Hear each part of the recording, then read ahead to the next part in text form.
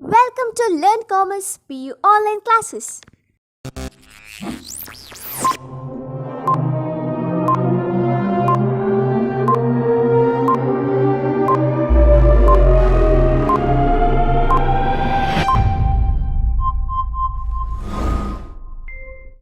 Don't forget to like our video and subscribe our YouTube channel for all the updates.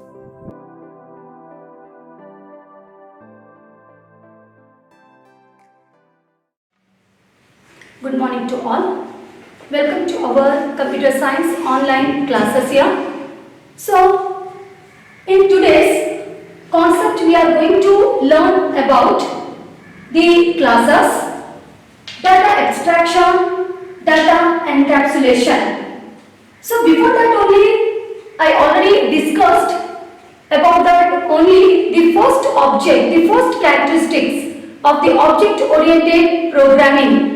The first characteristics is the object, and you already know the meaning of the object, because object is the basic building block to design the program. Objects are member data, member functions, and object identified by a unique name here. Maybe we can say that the meaning of the object, it is a collection of data members and associated member function.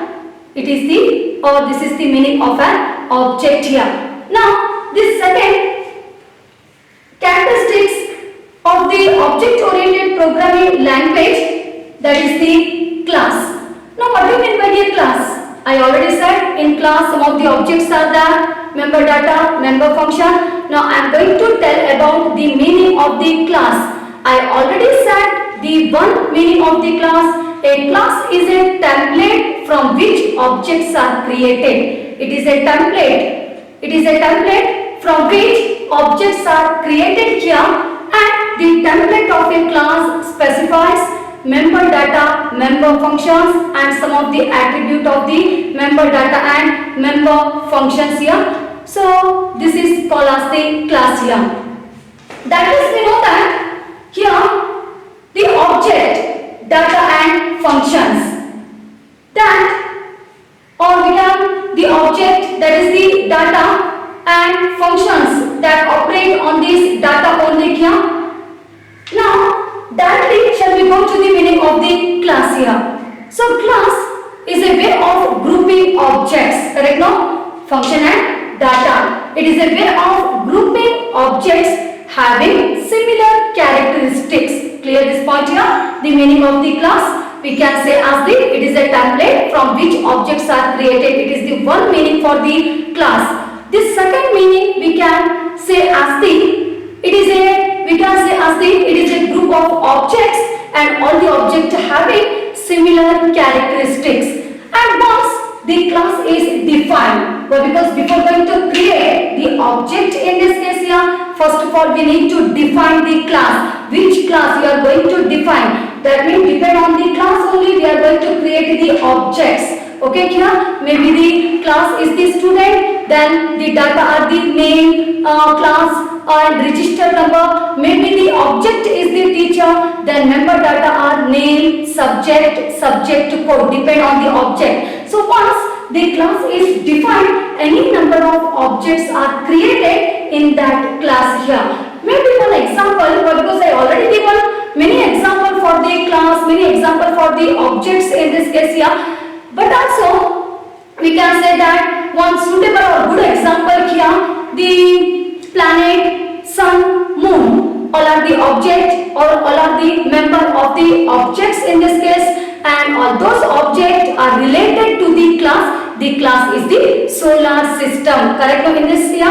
So we can say that maybe the class name is the solar system. So what are the objects we are going to create in that solar system class here? The objects may be the sun, moon, here planet. So all are the object of the class solar system in this case. And the class is a user defined data type here. What do you mean by the user defined data type? That means the data type is defined by the user here. So here any function name we can use here, maybe the get data. If you don't want get data, you can use as the input data, correct here? Or maybe the function name is the display. If you don't want, you can use the put data. So it is a user defined data type here. That means it is defined by the user here, and the class can hold both function and the data here. So the class can hold both the objects. The objects are the data and the functions. So this is the meaning of our class in this case here. So the meaning of the class, that means a class is a template from which objects are created. Okay here, or in other word we can say as a, it is a grouping object having similar characteristics. Okay, and then the next one is, let's shall we study the next concept, that is called as the third characteristics of the object oriented programming. So the third characteristics, because first one is the object, second one is the classes here, and third one is called as the data abstraction here. Now what do you mean by the data abstraction? Well, because while going to create the object oriented programming here, whatever the concept is there in object, we are going to accept. Whatever the concept is there in class, we are going to accept here. Like that only our class we are going to create. We are going to create the program by using the class. We are also going to accept here the we are also going to accept the characteristics of the data abstraction here. Now also, what's the meaning of the data abstraction here? The meaning of data abstraction is very simple in this case here. Why? Because the data abstraction permits the user to use the object. Clear this part here? Well, because the data using the function using the data here. So it permits the object to use the object. Clear this part here? It permitting the user to use the object in this case here without including the background detail, without including its internal working. Clear this? We don't want any background. We are going to use the object in this case here. So this is the concept going to accept while going to create our object oriented programming language here. So we can say that the data abstraction, that means it permitting the user to use the object here, the data using function using the data here, but they don't want any internal working of the object, how the object is going to work, it's going to interact with which object. In this case they don't want anything in this case here, or simply what's the meaning of the data abstraction? So the data abstraction refers to the process of representing the essential features. Okay, it is the process of representing the essential features without including the background detail or the explanation. Clear this point here? That means the function using the data using the function, both are going to interact while going to execute the program, but they don't want any background detail of the object in this case here. Now let's see, shall we give one simple example for our data abstraction? Later on it will be clear to everyone what's the meaning of the data abstraction. So here one example, consider the example of a mobile phone. Okay, so in our mobile phone, some of the features. So what are the features are there in our mobile phone? Some features like our, maybe we can say that our Bluetooth, correct, like your camera in this case here, or the colors, display, all are the features of the mobile phone in this case. And we can say that we are not considering how the Bluetooth works. Correct, in this case here, we are not thinking about how the Bluetooth works, how the camera works in this case here, and how the circuit inside the mobile phone is designed. Whether you know about this one? No, we don't know in this case here. Correct here? But also, or we can say that what is happening inside the mobile phone here. We don't want anything here. Correct in this case here. But also, we are interested in using the mobile phones. Clear this part here? We don't know how the camera works. We don't know how the Bluetooth works in this case here, and how the circuit inside the mobile phone is designed in this case here, and what is going to happen inside the mobile phone in this case here. But also we are interested in using the mobile phone without using any background detail or the explanation. We don't want any explanation of the background detail of any features in this case here. But it is very important. Why? Because the important is that you should know how to operate the mobile phone. Clear this point here? We don't want how the works, camera works, each and everything here, but also you should know how to operate the mobile phones in this case, and it features. The features are the camera, Bluetooth, all those here.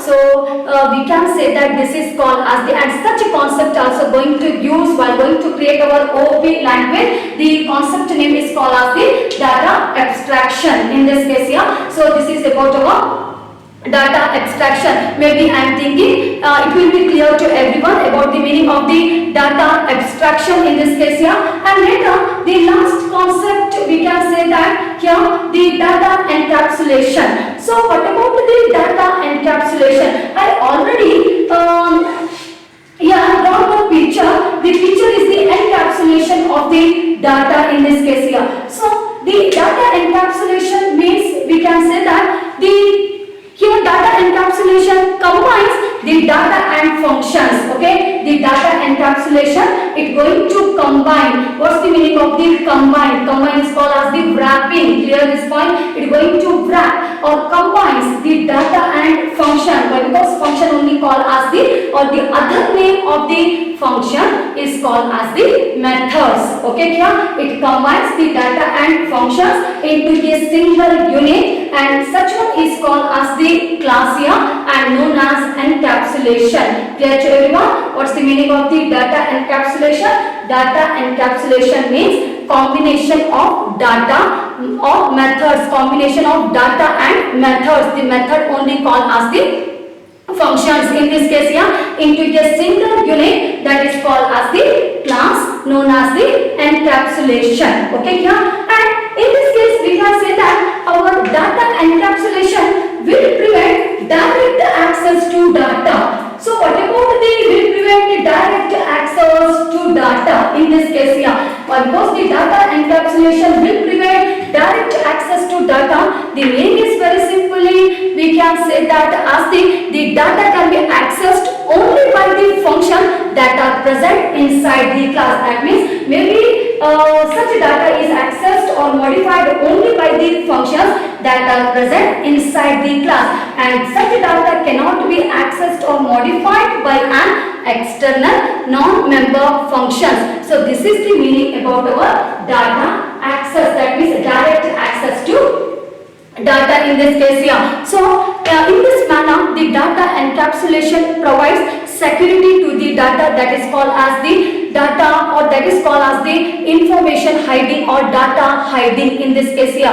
So clear to everyone? What's the meaning of the direct access to the data here? That means here this is the class here, and in one class we need the objects. So objects are, one is the data, second one is the methods. Method only called as the functions here, and such data can be accessed only by the method, that is called as the function, that are present inside the class here, and such data cannot be accessed by any other function or method that are not the member of the class here. So in this manner it provides direct access to the, that means it provides data encapsulation, or we can say that data hiding or the information hiding. Thank you.